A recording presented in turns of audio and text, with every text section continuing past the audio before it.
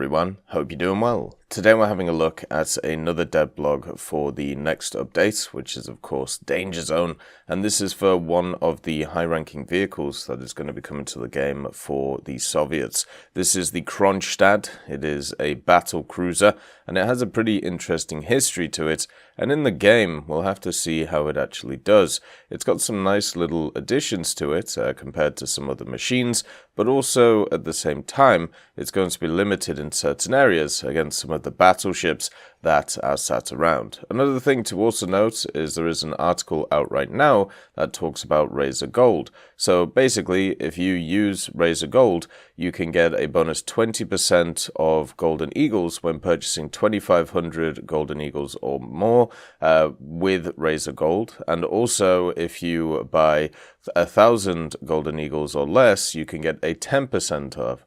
So I think basically you get more gold if you use Razer Gold is pretty much what's going on with this idea. Now, I think also at the same time you can still use my partner link as well, so you might be able to get an extra discount, but if not, you can still get the decal and support the channel if you use Razer Gold. So make sure to check that out if you are one of those people. I'm not entirely sure how the system works, but also at the same time, if you spend the most and basically you have a Razer Gold giveaway for the top 5 spenders, you can get yourself a Huntsman V2 keyboard or a Razer Kraken V3 headset, and also some Razer Gold vouchers as well on top of that. Anyway, let's get into the history of the Kronshtadt.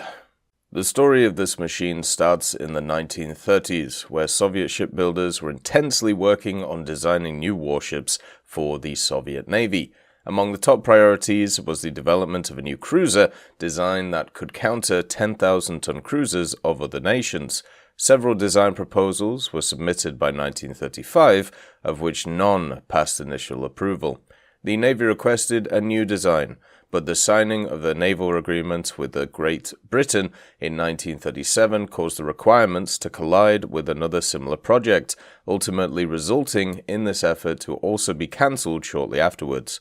Nonetheless, the Navy still sought to construct a fast and strong counter to other nations' cruisers, resulting in the development of the Project 69 battlecruiser. However, the already modified requirements for a 26,200-ton vessel proved to be insufficient after the Soviet Navy found out about the specifications of the German Scharnhorst class of battleships. This led to yet another update to the requirements in July of 1938, now calling for an upgunned and up-armored 31,000-ton battlecruiser. After another series of revisions, the design was finally approved for construction in summer of 1939, with 2 ships being ordered for completion by 1943. One of the ordered ships, the Kronshtadt, was laid down in Leningrad on the 30th of November 1939. However, due to severe production delays, the warship was only deemed 10% completed by the time the German army launched its offensive on the USSR in June of 1941. Following the invasion, or Operation Barbarossa, all further construction work was suspended, with some part of Kronstadt being later used for fortifications around Leningrad. And after the war, plans were formulated to convert the Kronstadt into an aircraft carrier, but the design was already seen as outdated, leading to the proposal being rejected. In 1947, the ultimate decision was made to dismantle and scrap the partially built hull. So the Kronshtadt never really went anywhere after its little bit of completion, so technically this is an ahistorical model that we have in the game.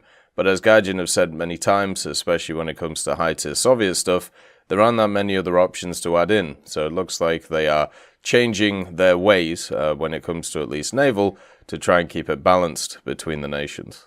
So the Kronshtadt comes in game as one of the high-ranking Soviet vehicles, but what is actually kind of nice about it is it's not going to be an end-of-the-line vehicle, at least to start with. So that basically means that the modifications on it are going to be a little bit lower than what we've seen before. So it'll be a little bit easier to grind than something like the Hood, for example, which is coming in as a barnstormer for the British. Now, the main armament on this thing is 9 12-inch cannons, or 305mm. It's set up in 3 triple-mounted turrets, 2 on the front, 1 on the back of the things, and then also it has a bunch of secondary weapons. The secondary weapons are the ones which are going to be a bit more useful, which is why I think this thing is going to be a great second spawn instead of a first spawn, because as a first spawn, you probably want to spawn one of the battleships that the Soviets have access to be able to just donk on a bunch of other machines that are around the place. The main battery is supported by a total of 8 6-inch cannons, with 2 twin turrets nestled below each side of the ship's superstructure. It also has a ton of 37mm on it and twin 100mm dual-purpose cannons. There's 7 quadruple 37mm on this thing, so it's not going to be low on anti-air armament, which is why I think this is a much better second spawn than it is a first spawn. Because once people get into planes and they start, dropping a bunch of torps or bombs and stuff, you want that extra firepower in the air to be able to stop them, which a lot of these battle cruisers and heavy cruisers give you when it comes to War Thunder. Then also, at the same time, even though this thing doesn't have the best armor, since it is a battle cruiser compared to a bunch of battleships, a lot of things are going to be able to tear through it, especially since it's got quite a sizable ammo rack on the front of it. Generally, you'll want to aim for the 2 turrets at the front, just to be able to pop them with the AP shells. This thing does actually have a decent engine in it. It has 210,000 horsepower. It can go nearly 60 kilometers an hour, or 32 knots, which is quite nice. So overall, it's not too bad. It has a 230mm belt as well, and 330mm of armor around the conning tower. So the belt is not as strong as other machines, and also at the same time, as I said, a lot of the ammunition on this thing is stored in the front of house, basically. So it won't be too hard to be able to detonate this thing. It also brings along, a kind of a confusing idea. So this is something that, we've talked about in the past when it comes to War Thunder itself.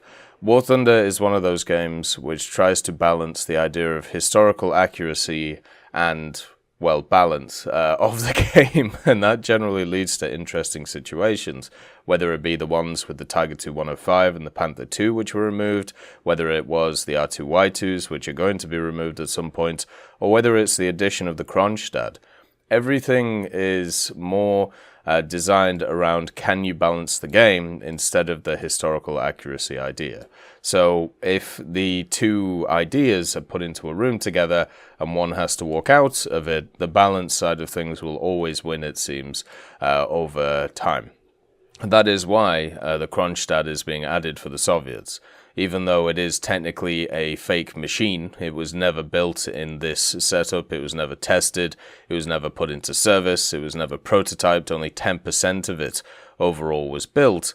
They're adding it because there isn't any real other options for the USSR at these higher tiers. They don't have a ton of battleships, they don't have a ton of battle cruisers. When it came to their general designs, they switched more to stuff such as frigates with missiles on top of them, which I thought maybe they'd do at some point, and I'm sure they will in the future, but right now it looks like they're sticking to the designs which were very much semi-done. But I know a lot of people are going to look at this and go, well, why are you removing the R2Y2s then? Or why are you removing some of the other vehicles? And this is a very valid point, because it seems like it's a rules for thee but not for me scenario when it comes to different vehicles. And that is going to be very frustrating for players, since there is not going to be a clear correct answer to whatever's going forward. We've found over the last few years that